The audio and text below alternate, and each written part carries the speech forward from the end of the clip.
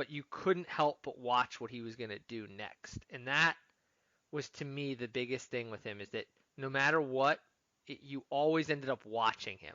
Even the people who said, oh God, I hate Kobe. The in the parlance of our times, Jason, the haters, even the people who were haters for Kobe Bryant, they were watching his games. And that is something that I think just speaks to his achievements and his ability to just weather everything. No matter what ended up happening, everyone was still watching because they couldn't wait to see what he would do next, for better, for worse, or what have you. But, kind of transitioning a little, I mean, I think we do have to talk about too what's happened around the league, because there's been this tremendous outpouring that I know I alluded to, Jason, including um, in-game tributes on Sunday. Absolutely. And I just want to take a quick step back before we do get into that, because I'm a big believer in everything happening for a reason, and fate and karma. And it started Saturday night in Kobe's hometown, where LeBron passed him for third place on the NBA's all-time scoring list. And Kobe sent out the congratulatory tweet, not being bitter about being passed. Yeah. And points by LeBron, who he considered a really good friend, and said keep moving the game forward. And then, it was reported after the tragedy that LeBron and Kobe spoke on the phone on Saturday night, and several other Lakers players were listening in on the call. And little did anyone know that would be the last time they spoke to Kobe. And while the Lakers, were en route back to LA, that's when everything with the helicopter went down. And I just think that's so eerie that LeBron passes Kobe in scoring the night before he passed away in Kobe's hometown. That was just mind-blowing to me. Like, these are just things of fate that you cannot make up. And it's just something that'll never be explained. It's so true. It's so true. And it's just,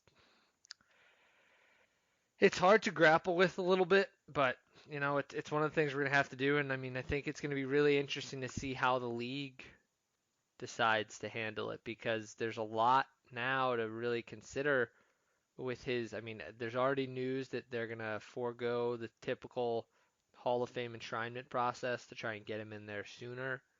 Well, he was going in this year either way. Yeah. And it was supposed to be one of the, if not the highest touted class of all time, with Tim Duncan and Kevin Garnett being enshrined with them.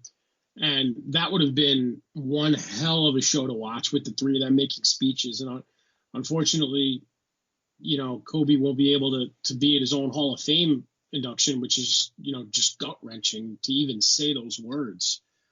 But, there are ways for the league to honor Bryant, I think. And, it started with Sunday, because, as early as 2 hours after the news broke, there were games being played. You had Houston and Denver. You had Toronto and San Antonio. And, I mean, I want to get your take. I mean, are you glad that the NBA didn't cancel their games on Sunday? Man, that's a really tough question, and I really haven't thought about it too much, because I have kind of mixed feelings. I mean, I think on the one hand, what happened was pretty incredible, and the outpouring of love and affection was there. On the other, I'm sure that there were guys who weren't there. I mean, I think it's great for the fans that they had a chance to see the games. I mean, I think that's probably where I come down on this, is that it's ultimately beneficial because the fans paid to see these games, and I don't think it would have been in the spirit of Kobe Bryant, or just the way that, I think the league has conducted itself, to deny the fans that opportunity, and for many fans maybe to grieve at the arena in a way that, they're able to see this game that they love, that Kobe Bryant played for all those years, and where they remembered him as this sort of shrine to him, and therefore get that opportunity to kind of feel through their emotions. So what about you, Jason? I'm glad they didn't. Just talking about fate and faith, Kobe would not have wanted the games to be canceled. Kobe wanted the players to play, because that's what he would have done. And, there were a couple of exceptions. Obviously, Kyrie Irving, who Kobe said was his closest friend out of all current NBA players. They really struck up a bond when Kyrie came into the league in 2011. the Nets were getting ready to face the Knicks, and he left the Garden. He was too distraught to play. And I know Kyrie was getting a lot of flack in the media, a lot of negative publicity over the last few weeks, for things that he's said. But that's just one thing that you don't say anything bad about Kyrie Irving for. Everybody grieves differently. And then on Monday night, Chris Paul was excused from OKC's game. He didn't play. But a lot of his other close friends did. I mean, Carmelo Anthony, who was like a little brother to Kobe, suited up against, for Portland on Sunday. You had Spencer Dinwiddie, who's from LA, play against the Knicks. You had Julius Randle, who's Bryant's former teammate, play. The one thing I will say is that I agree with the NBA's decision to cancel the Laker Clipper game that was supposed to be played on Tuesday night tonight, because I think it's too soon for the Lakers organization to play. And, good on them and good on the Clippers for coming to an agreement, and even if they don't reschedule the game, then the Lakers would end up with 81 regular season games this year. And that's an ode to Kobe's career high in points, which was 81, which was incredible. I think that was about 13 or 14 years ago now. So I agree with them canceling that one game, but I think Kobe would have wanted them to play as hard as it was, because, watching that Nets-Knicks game, it didn't even matter. The result was irrelevant, regardless of the score. These players did not want to be out there, and they went out and they played because that was their job. And I think that's, a way to honor Kobe's by playing the game that he blazed the trail for so many young men and women, inspired to play the game that they all love. Yeah, and I mean, I think it's interesting. There have been a lot of talks about ways that we can incorporate him into the legacy of the league. I don't mind the logo update idea. I think some people are very defensive about changing the logo. I am perfectly okay with that. I don't know that I would do it just because of this event. I don't know that that's how I'd want to do it. That might Maybe feel a little maybe bit, not now. yeah, Maybe in a year or two. This is so fresh. We've been listening and reading nonstop coverage of this for the last 48 hours, and it's hard. You know, Yesterday I could not stop. Today I'm trying to get back into my normal routine by just, listening to some podcasts, or, thinking yeah, it's okay to laugh and smile again, because this hit me, man. I've been upset for a couple of days now, not really talking to anybody, unless they were a Kobe fan. And I asked, my girlfriend, I asked some friends, I'm like, am I crazy for feeling this way? It's like, I didn't know Kobe Bryant. And they're all like, no, so many people are feeling the same thing. It's just like, no one knows how to process this because it was yeah, so shocking. So I think the logo thing will be revisited, but there are other ways, naming an award after him, like the MVP trophy is, the Bill Russell Award. Maybe the All-Star Game trophy can be in Kobe's name. He did win 4 All-Star Game MVPs and was notorious for going harder than most in, the midseason classic. So I think that's an idea. But just the tributes around the league. I mean, I think that number 24 will ultimately get retired by every team, just like Jordan's 23 was by quite a few teams. I think that Mark Cuban's doing that in yeah, Dallas. And then the news came out this afternoon that Spencer Dinwiddie and Terrence Ross both unofficially retired their number 8s. Spencer Dinwiddie switched to number 26, which, had some family ties to him. He's born on April 20th, and his son's born on April 6th. So he wanted to incorporate his son, and then Terrence Ross switching from 8 to 31. So I thought that was really good gesture on the part of, the handful of guys that wear number 8 and number yeah. 24 in the league. So I think that, it's going to be at the league's discretion. There were reports that it's going to be a case by case basis, but, you see, teams like the Sixers, the Pistons wearing Bryant on the back of their jerseys, and the whole roster is wearing 8 and 24 the last couple of nights. Like, it's so beautiful that in the wake of tragedy, how the league is coming together like this, and making these things happen, when this just happened a couple of days ago. Yeah, I mean, to me, two of the things are I would really love. I saw a suggestion. I think it was on Twitter. I would love for them to make this All-Star game. One team wears 8 and the other team wears 24, and all the Yeah, I jerseys like say Bryant. I think that would be a nice touch.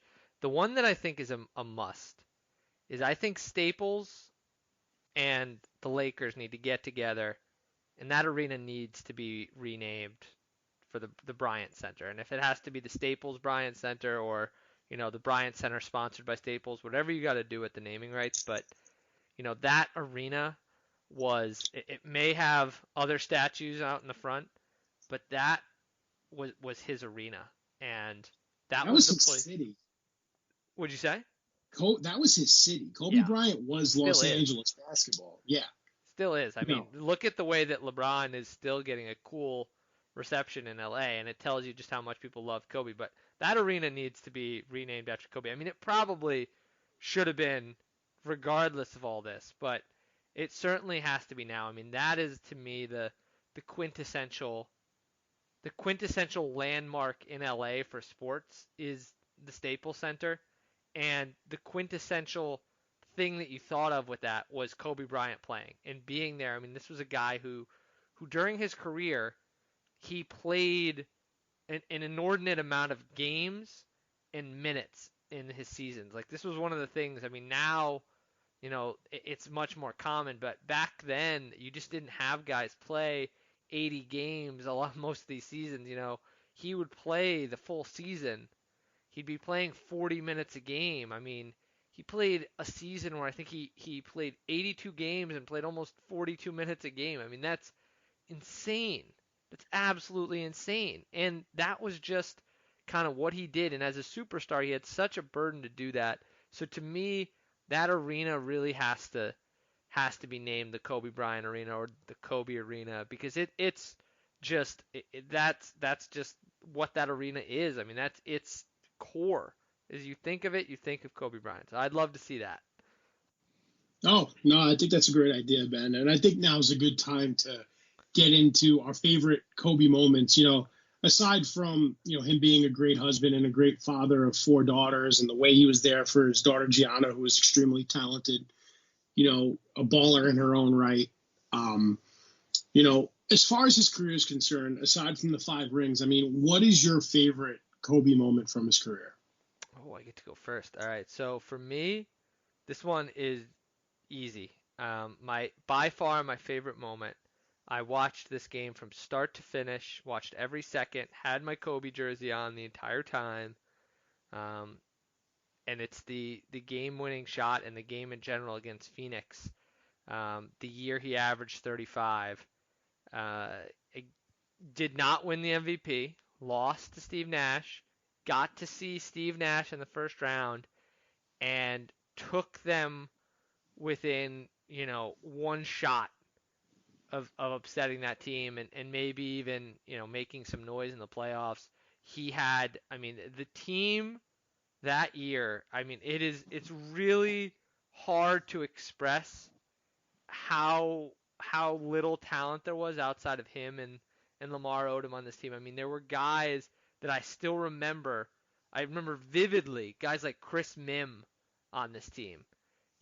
These guys who were just not they, they were just not NBA starter level players. I mean, they just weren't. I mean, no offense to these guys. I mean, sure, great people, but this was a prominently involved Kwame Brown, you know, prominently involved Smush Parker, Ronnie Turiaf. Many people said, "Oh, Ronnie Turiaf might be the kind of the missing piece for them." I mean, it was just that kind of thing. I mean, Luke Walton played minutes on this team. I mean, it was rough. Other than Brian and Odom, and he carried this team. And in that game, he carried them. And just to watch him rip the hearts out of the Suns fans was so Kobe-esque and also just so thrilling. Every possession, all eyes were on him, and for him to still do it, I will never forget that, and I will never forget the emotion just running through me when he hits that shot and just goes crazy. And yeah, I mean, I don't know what else to say. It's just one of those indelible moments in my life, not even my basketball life, but my whole life. I can't remember, many better moments that I've ever seen in a sporting event, and it was incredible. Nice, man. No, it's definitely a good one because it's not one that many people think of. I'm sitting here listening to you and just looking at his stats. I mean, five-time champ, two-time Finals MVP, 2008 league MVP, 18 NBA All-Star appearances, won the All-Star MVP